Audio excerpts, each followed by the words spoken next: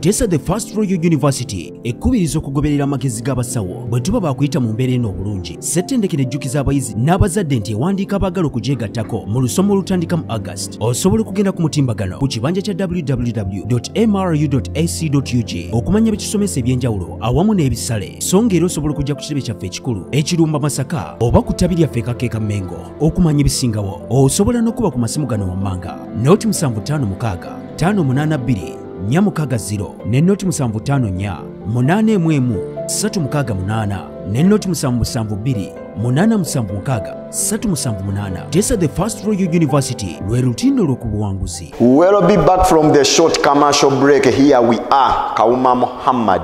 You've really missed for those who have missed the first session, really visit MRU on Facebook, Twitter, Instagram. Yeah, it has been so touching and very interesting. Now here we are for the second session. Allow me to push on. We had stopped from public call. We had seen the private call, and I told you the private call is not the same as the Prophet Muhammad's experience. My dear students, have ever seen one of the students where they asked Muhammad's first experience and he gave the private call? Learn how to differentiate this. Public call, as the name suggests, public call. Muhammad was told to preach Islam publicly. He stood on Mountain Safa and shouted on top of his voice, calling people to gather. Remember, these were the people who were believing so much in idols, so that it was so much difficult to convince them as such. Therefore, Muhammad told them, just consider this. If I had told you that there was an army behind this hill waiting to attack us, could you believe in me? The gathering responded, yes. Why not? You are the one without a spot on your character. We've never had you telling lies. Oh, Muhammad responded, yeah, I'm the messenger from Allah. I'm here to tell you that do away with all idols and worship only one God. A stubborn boy, by the way, he was a stubborn uncle, by the names called Abu Lahab, stood up and shouted to the prophet, may you perish this day. Is it for the reason as why you called us here? My dear members, other listeners also joined by cursing the prophet. The prophet was so much discouraged, and therefore Allah sent a consolation. Surah Tabbat Yada, Quran 111, verse 1 to 3. Quran 111, verse 1 to 3. It is not you ensuring the prophet, it is not him to perish, it will be Abu to perish. And therefore, in conclusion, therefore, despite all of that, the prophet did not give up. He continued preaching Islam on the streets of Mecca, which annoyed the Quraysh Meccan, and they started to oppose him. This takes me to another topic, opposition and hostility. You see how it is reflecting? Opposition and hostility. It is because having failed to win him in the public court, they thought that by disappointing him, he will give up. But the man just continued with his mission. Therefore, they began opposing him. This takes us to another topic, the opposition and hostility. There is a question. Why did the Quraysh Mecca oppose the Prophet Muhammad? Part B is, which method did they use to oppose the Prophet? Here we are going to look at the reasons as why the Quraysh Mecca opposed, and we shall look at which methods or the techniques they used to oppose the Prophet Muhammad. So the examiner, point number 1, among the reasons, he was very poor. So therefore, the rich Quraysh Mecca did not see anything from him which would be good for them. Therefore, they had to oppose the Prophet. Being an orphan, remember I had lost the father together with the mother. He was an orphan. They wouldn't listen to him. We are looking at the fact that the prophet, they thought that the prophet could be extraordinary, maybe very rich, but he was just an ordinary person like them. We have a point of clan difference. This was between the Banu Hashim and the Banu Umayyah over the control of the Kaaba and the walls of Zamzam. In other words, they were fighting for superiority. When the prophet came from the Banu Hashim, obviously you had to be opposed. We also have another point. We have the religious leaders who used to get sacrifices in the form of gifts out from the people. When the prophet came, he preached against that habit, which annoyed the Quraysh Mecca because it was their prophet.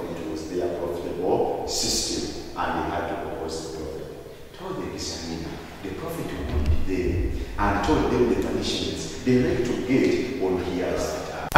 You get what I'm talking about? You also tell the examiner, the prophet emphasized the concept of monotheism, which was against the Christ mechanism beliefs. Therefore, this made them to also oppose him. You tell the examiner that the prophet emphasized the concept of equality and brotherhood, equating them to the poor, which annoyed the members. You tell the examiner the fact that the prophets were not respected at their homeland. Therefore, Muhammad was also disrespected, and thus they had to oppose him. You tell the examiner that Muhammad preached against their economic evil and the social evils which annoyed them. Therefore, they had to oppose him.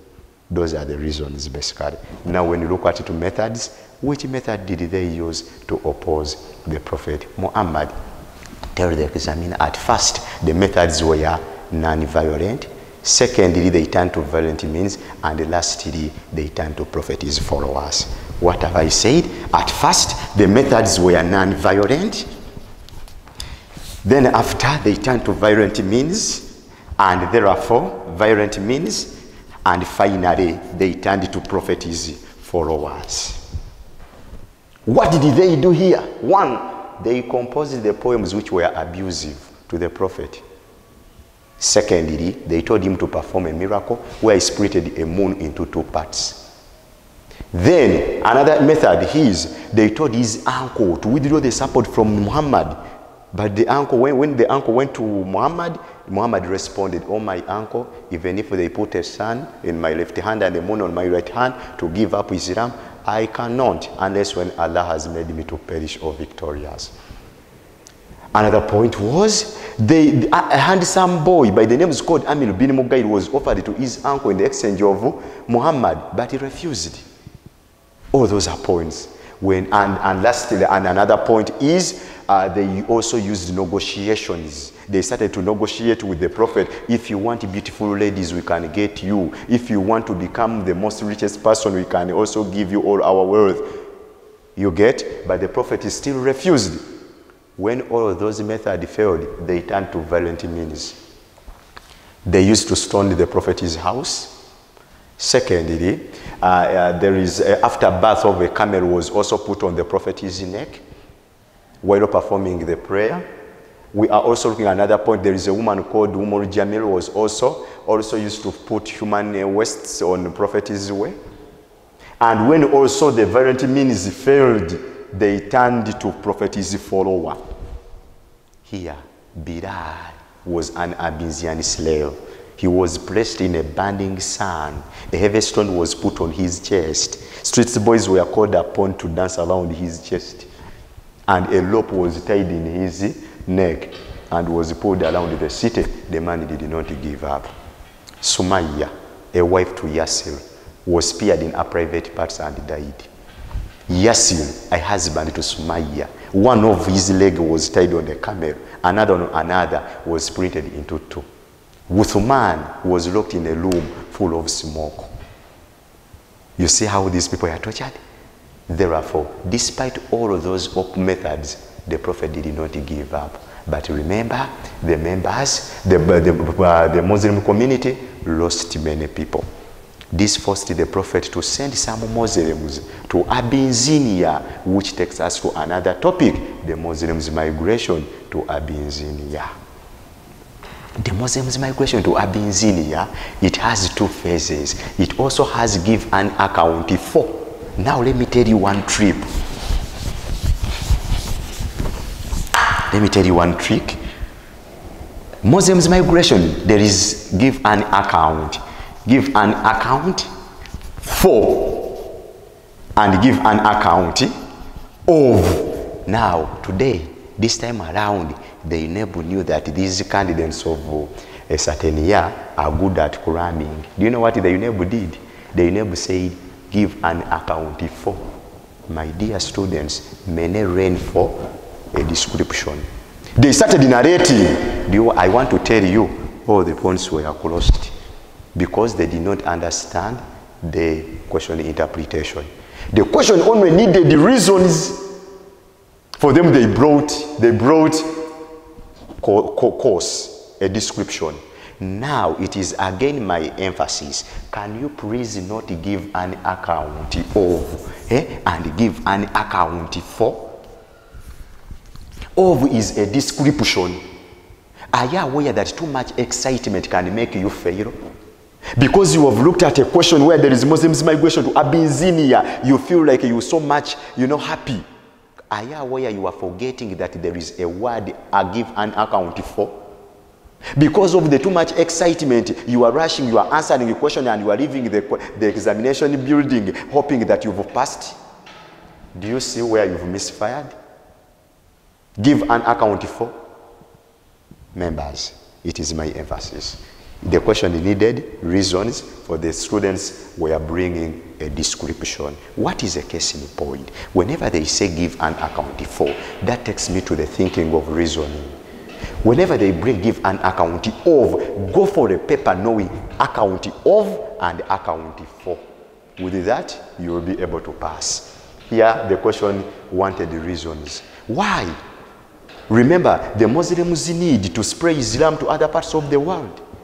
We look at the point like the Muslims need to get freedom of worship. Look at the point like the Muslims' obedience toward the Prophet's order. Look at the points like the hospitality of the King Negus. He was hospitable, warmly welcomed the people. Look at the points like Bilal had blood ties. Can you learn how to differentiate the two? What about a description? Tell the examiner, it was as a result of the Muslims, it was as a result of the increased tortures that the Quraysh Meccan had put on the Muslims, which forced the Prophet to send the Muslims to Abyssinia. Tell the examiner, Abyssinia is currently known as Ethiopia. Tell the examiner, the migration took place in 615 in the month of Rajab. Tell the examiner here, the fact that the king was considered to be hospitable, he did not refuse. He welcomed the Muslim. Tell the examiner, they migrated into two groups. The first group had a population of 12 to 4. The second group had 83 to 11. These were men, these were women. These were men, these were women. The first group was led by Uthman, and even his wife Ruqayya participated in the migration. Tell the examiner, the second group was led by Jafar. Tell the examiner that they migrated at night to avoid the news from spreading. Tell the examiner they moved on their foot, and then they also used their camels, and later they used the boats that crossed Abyssinia. Tell the examiner, when the Quraysh Meccan discovered that the Muslims have gone away, they sent two Meccan representatives. Tell the examiner, these were Abdullah bin Rabah and Amir bin Al-As. Tell the examiner, when the king had to receive the both two groups, he had to hear from their views. Tell the examiner that please, the king first listened to the side of the Quraysh Meccan. The Quraysh Meccans were given an opportunity. They said that the Muslims were disowning their religion of ancestors, those were idol. Told the examiner, the chance now was given to Jafari. Jafari spoke on behalf of Muslim. Jafari told the king that for all along they have been in the age of ignorance, total darkness and barbarism, committing all sorts of evils, not until such a time came and Allah rose a prophet whose name was Muhammad, whom they followed, and when they tried to follow him, such their own people started to mistreat them. Not until they came here to his country to seek refuge. The king was like, you've talked about Muhammad. Can you recite some of the verses that were revealed to him? He recited the 19th chapter of Surah Maryam. The king was so happy and was seen when the tears are rolling down. The king there and then chased away the Quraysh Meccan. Therefore, they went back empty-handed, and the Muslims were given shelter.